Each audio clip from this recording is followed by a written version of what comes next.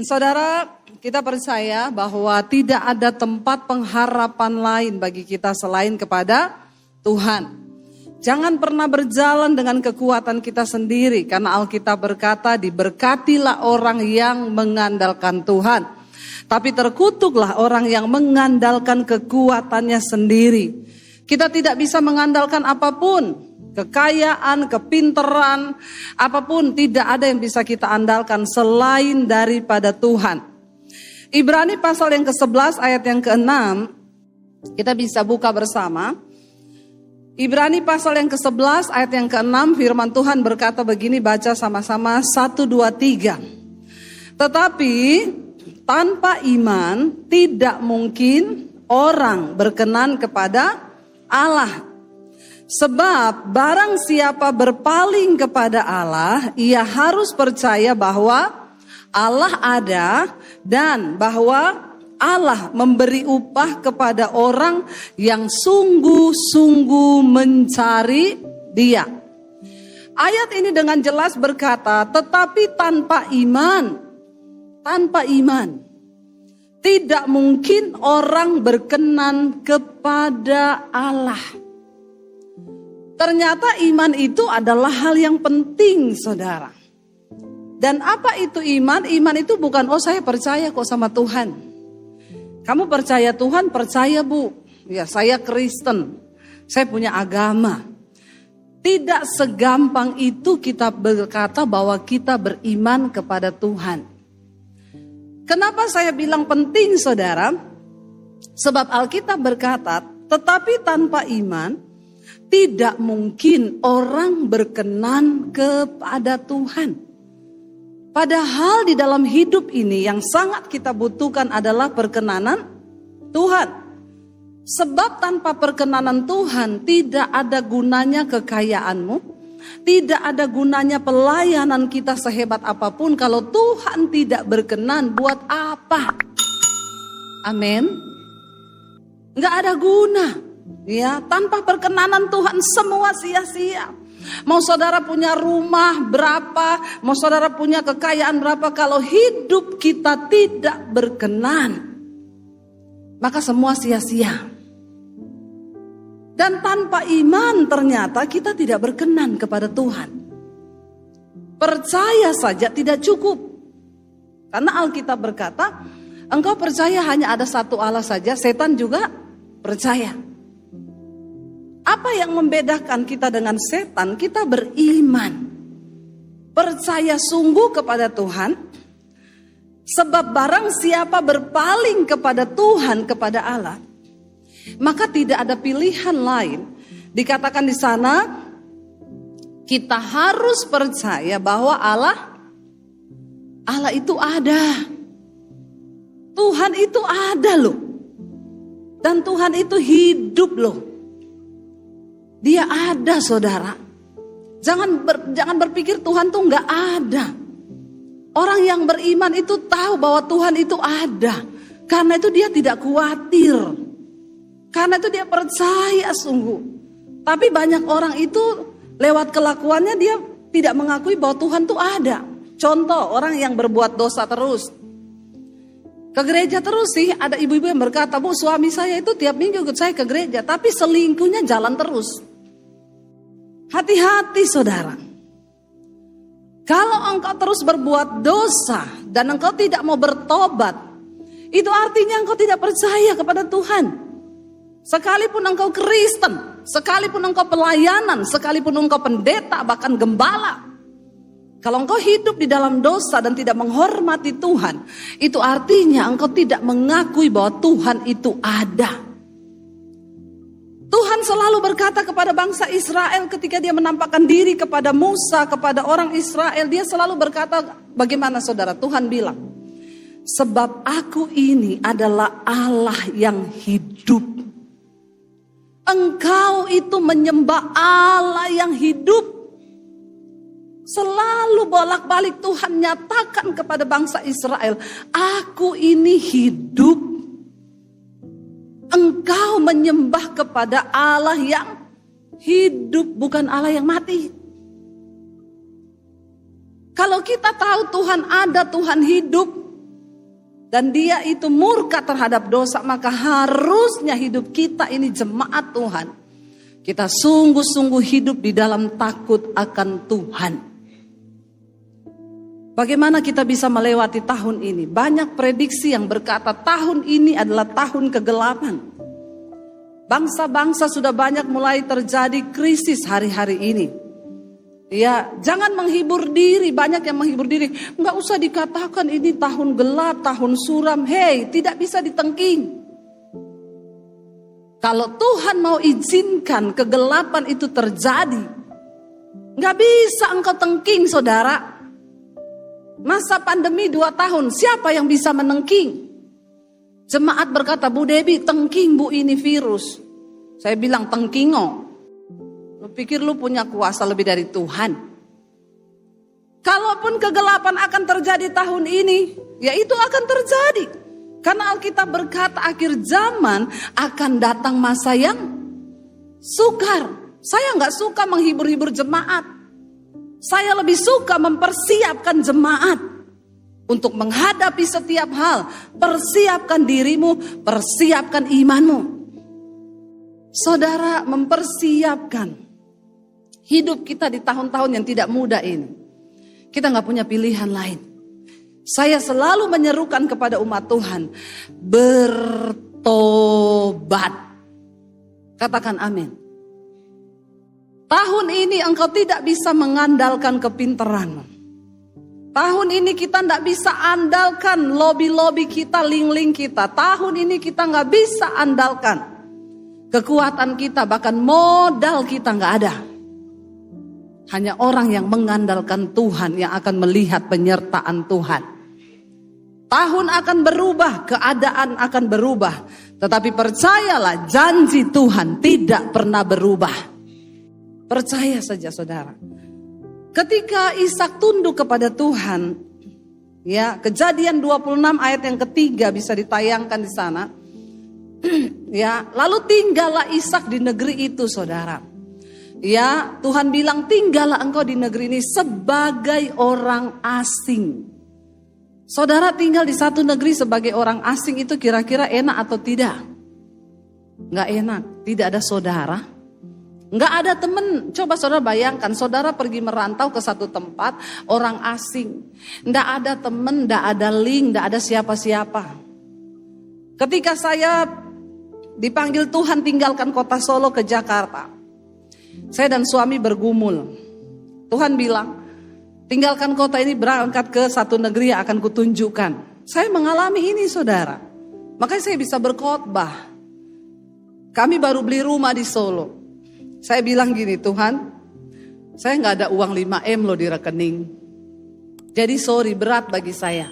Saya punya anak 3. Saya mau bawa bagaimana? Tapi saya berdoa. Lalu saya bilang, kalau Tuhan memang mengizinkan, Tuhan akan bicara lewat suami saya juga. Tiba-tiba suami saya bilang ini, Say, kamu rasa gak sih kita ini di sini stuck? Waduh, terus kayaknya Tuhan ini mau bawa kita pergi loh ke kota lain.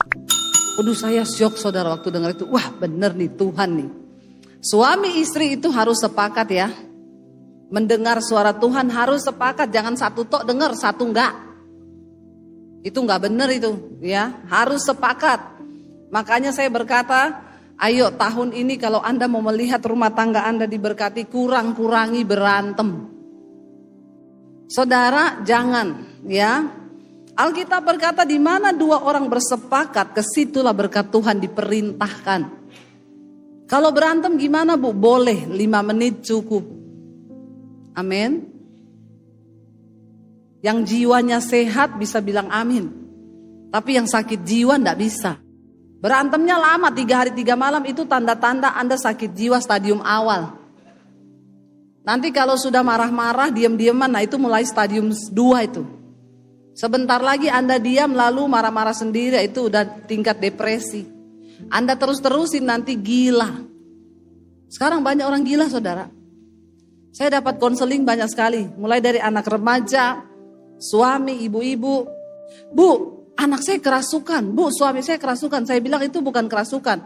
Emang dia berguru ke dukun? Enggak Bu. Bertapa di bawah pohon? Enggak Bu. Tapi dia kerasukan, itu enggak kerasukan, itu tekanan kejiwaan. Mau gila dia. Makanya jangan aneh-aneh zaman sekarang, amin. Ada masalah cepat selesaikan. Firman Tuhan itu obatnya. Bilang amin.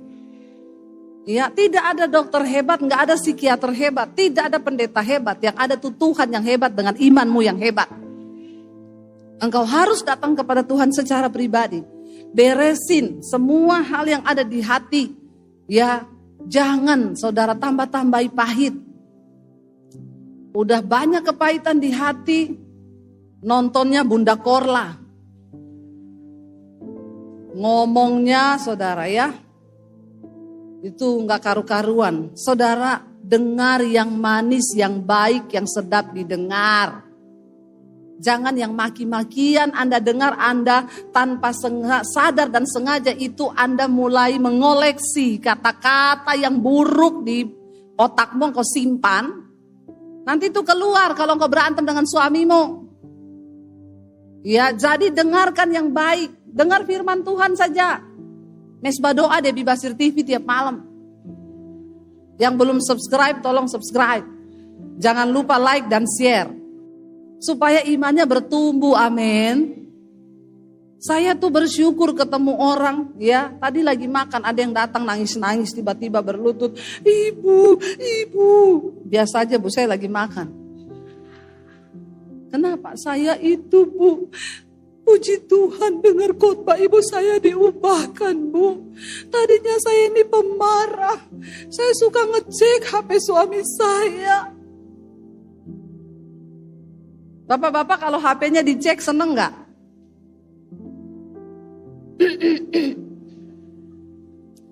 Ibu-ibu tolong jaga kesehatan jantung suamimu. Dengan cara jangan sering-sering ngecek HP-nya. Karena waktu engkau cek HP-nya jantungnya berdebar kencang. Kalau yang ada menyembunyikan sesuatu. Kalau bapak-bapaknya benar cuek aja. Amin gak bapak-bapak? Ya. Saya diubahkan Bu, saya tadinya pemarah Bu, saya tadinya begini. Saya mendengar banyak kesaksian. Orang berkata Bu, saya ini tadinya pemarah, suka tersinggungan, gak sabaran. Makanya saya tiap hari sama suami ribut. Tapi sejak saya dengerin khotbah ibu, siang malam pagi itu saya mesbah syukur jam 5, mesbah doa malam. Sekarang Bu saya jadi sabar, tidak pemarah. Dan saya dengan suami sekarang semakin kompak. Amin. Kan hidup begitu enak toh. Hidup hati sepakat Tuhan berkati. Saudara berdoa minta mobil, hidup damai dikirim malaikat mobil. Malaikat mau kirim mobil lagi berantem. Gimana nih Tuhan lagi berantem? Tuhan bilang kirim ke rumah Bu Dewi. Masalah buat lo. Ya, ayo kita lakukan firman saudara. Supaya rumah tangga kita diberkati Tuhan. Hidup sepakat.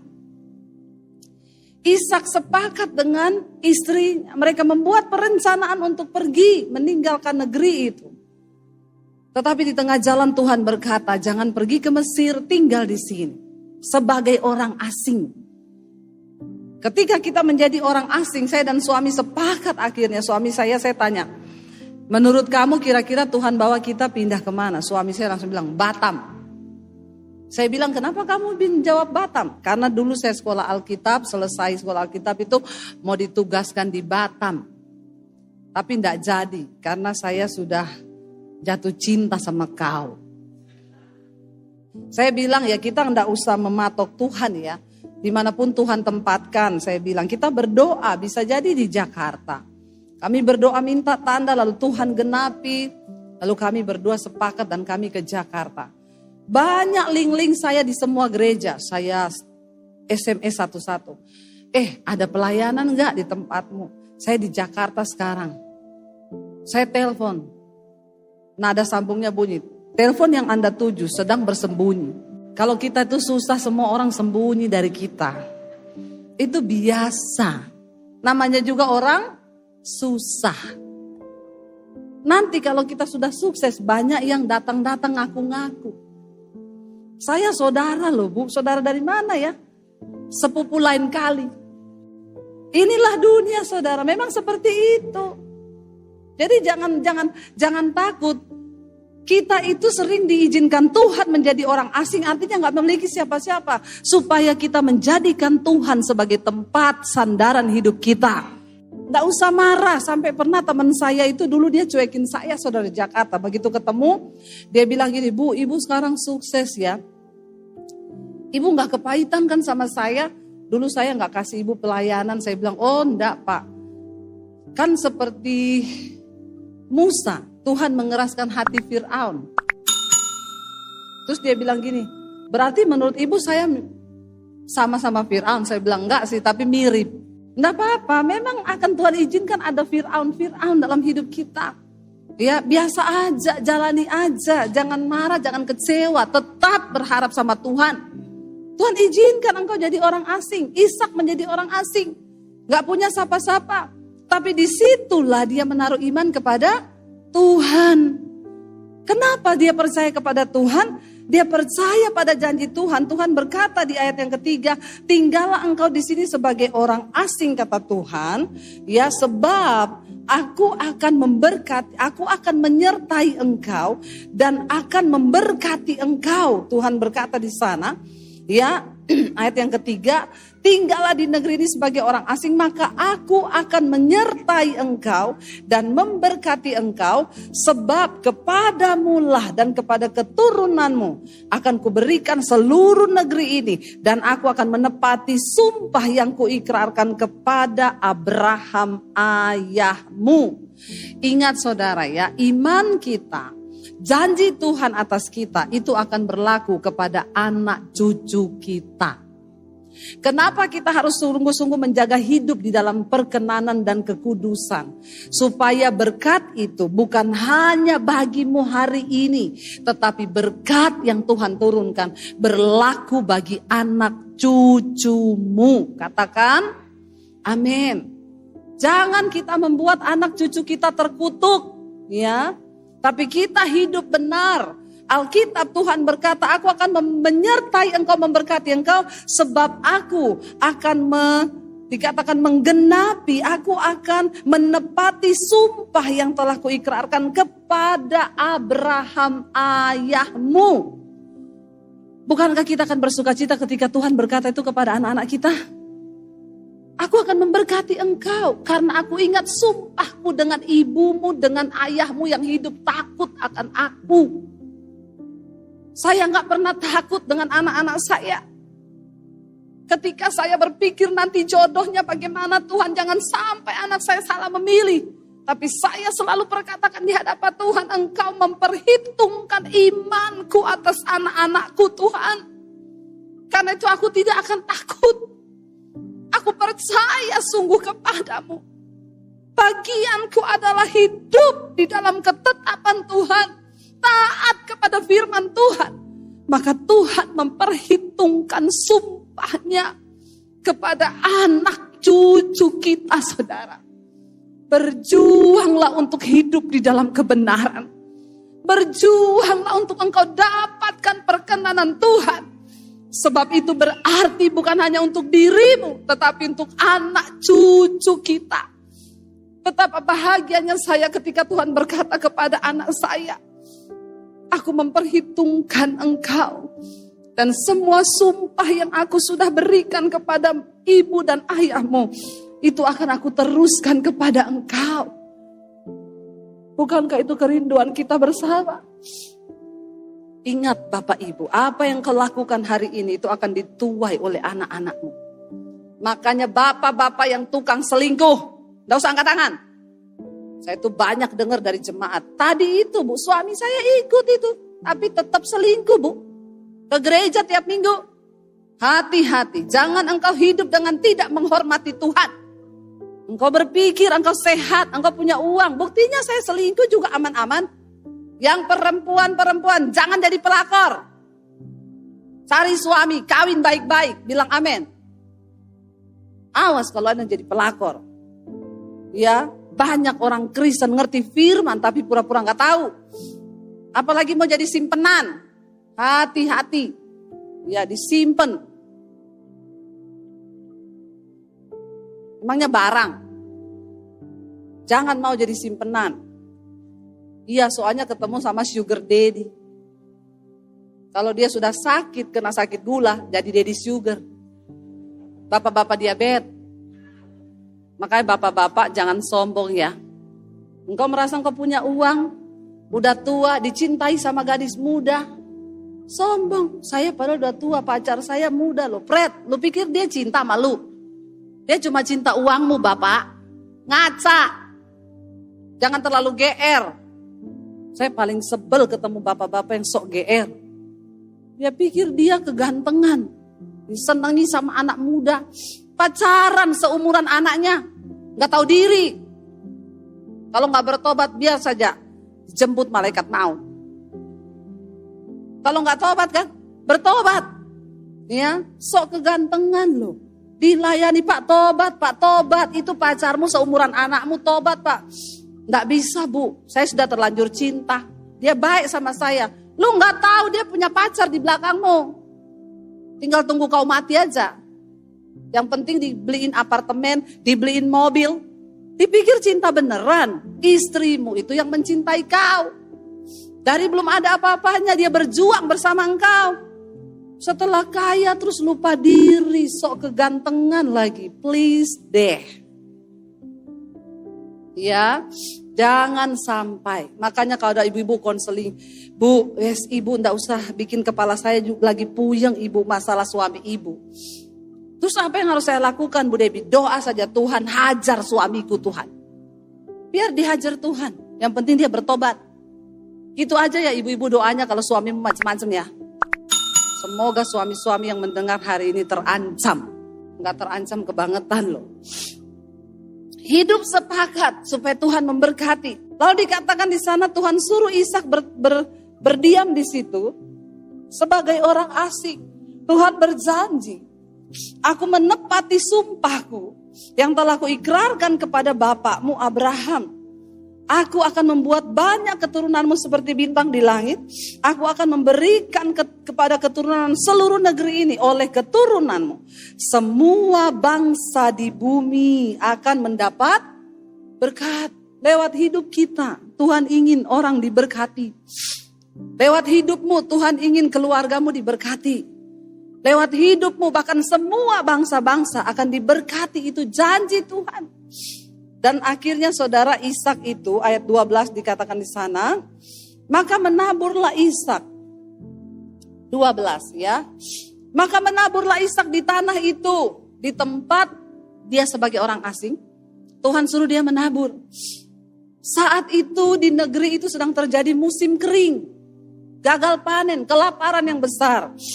Tanah itu pasti kering. Secara logika tidak bisa menabur. Tapi Ishak orang yang beriman, barang siapa berpaling kepada Allah, dia harus percaya bahwa Allah itu ada dan Allah memberi upah kepada orang yang mencari Dia. Saudara, ketika Tuhan memberikan kepada saya sebuah visi untuk membangun sekolah misi dan Alkitab, saya berkata, Tuhan tidak mungkin. Siapa saya ini dan uangnya dari mana? Itu nggak mungkin. Debbie Bahasir ini siapa? Tapi Tuhan bilang, aku gak cari orang punya uang, aku cari orang yang punya iman. Karena iman yang akan menggenapi semua proyek-proyek Tuhan yang besar di dunia ini. Tuhan sanggup pakai orang-orang yang punya iman. Saya cuma berkata, oke Tuhan. Saya mulai kumpulin uang untuk saya cari tanah di daerah Solo. Saya bilang suami kita cari tanah di daerah Karanganyar, itu daerah dingin. Jadi kita bikin sekolahnya di situ supaya gak usah pakai AC. Dan pendeta harus ditaruh di desa. Kalau ditaruh di hutan kan puji Tuhan dia belok kanan lihat gunung, lihat Tuhan. Ya, dia ke belakang lihat sungai, ada Tuhan. Lihat pohon kelapa, ya, lebih dekat dia sama Tuhan. Kalau dia ke mall, ya, lebih dekat dengan jawab sendiri. Akhirnya kami dengan modal yang sudah saya cukup pikir untuk beli tanah, kami cari-cari tanah daerah Karanganyar. Ada yang harganya cocok, tidak bisa izin. Ada yang izinnya dapat, harganya mahal. Akhirnya saya berkata, Tuhan, kalau ini proyekmu, saya menyerah Tuhan. Saya mau melakukan, tapi saya sudah Sudah titip-titip orang juga tapi belum ada. Ini waktu sudah berjalan berapa bulan. Tuhan tolong turut bekerja. Tiba-tiba ada jemaat mesbah doa di Semarang. Dia WA saya, "Ibu, saya dengar ibu mau buka sekolah misi. Saya punya tanah, Bu, di daerah Bandungan, Semarang. Itu juga daerah villa-villa, kalau ibu mau ibu bisa lihat." Kami pergi melihat, saudara. Cocok, saya bilang cocok. Ya udah, kita ke notaris, kita tanda tangan, ibu pakai ini untuk sekolah misi. Tuhan kirim pemborongnya gratis, Tuhan kirim insinyur yang gambar gratis. Kemarin saya sudah peletakan batu pertama untuk pembangunan sekolah misi, saudara. Ya, kita rindu menyekolahkan anak-anak dari desa yang tidak mampu. Mereka sekolah gratis, jadi hamba Tuhan. Lalu dipulangkan ke desanya, lalu dia membangun desanya, membangun kerajaan Allah sehingga Indonesia ini bisa dimenangkan. Kenapa? Karena Tuhan berkata, tuaian banyak tapi penuai sedikit. Ya, tiba-tiba ada orang-orang yang Tuhan kirim, "Bu, saya ini pabrik kasur. Kalau ibu butuh kasur untuk sekolah misi, semua dari saya, Bu. Bu, saya mau sumbang lampu, ya. Semua lampunya, pompa airnya itu dari saya. Bu, saya nanti yang bikin tamannya. Saya ini orang yang biasa taman bikin menteri-menteri di Jakarta. Nanti saya bikinin tamannya, saya bikin apotek hidup. Nanti kita ajari pendeta-pendetanya untuk beternak ikan, beternak ayam. Supaya mereka tidak mati kelaparan." Karena kemarin waktu pandemi, saya ini seminar hamba-hamba Tuhan di desa-desa sebulan sekali. Itu pelayanan saya dengan suami untuk menjaga hati kami ini loh. Ya, kami melihat pendeta-pendeta di desa. Mereka kemarin pandemi itu banyak yang sudah mau mundur dari panggilannya. Kenapa? Nggak tahu mau makan apa. Jadi saya punya kerinduan, Tuhan taruh di hati saya, ajari mereka ternak ikan, nanam sayur, perlengkapi pendeta supaya setidaknya pendetanya dan jemaatnya nggak mati karena lapar. Ya, lalu saudara, Tuhan taruh itu. Tuhan kirim semua, Tuhan perlengkapi. Sekali lagi saya menangis dan berkata, "Tuhan, Engkau itu ada, Tuhan." Iya, aku ini ada. Aku sudah berkata, aku tidak cari orang kaya. Aku cari orang yang punya iman. Tuhan mau bermitra dengan orang-orang yang punya iman. Makanya tanpa iman, kita ini tidak berkenan sama Tuhan. Coba kalau saya tidak percaya dan gak bilang, gak usah, ngapain bangun-bangun sekolah misi. Gak tahu juga bagaimana, uangnya dari mana. Tuhan sudah siapkan semuanya, saudara. Saya gak pernah cari dana. Saya gak pernah buka nomor rekening. Tapi Tuhan tahu kalau itu proyek Tuhan, maka Tuhan yang mencukupinya. Saya cuma terbelalak melihat cuma wow, cuma air mata. Engkau bisa mengalami hal yang sama.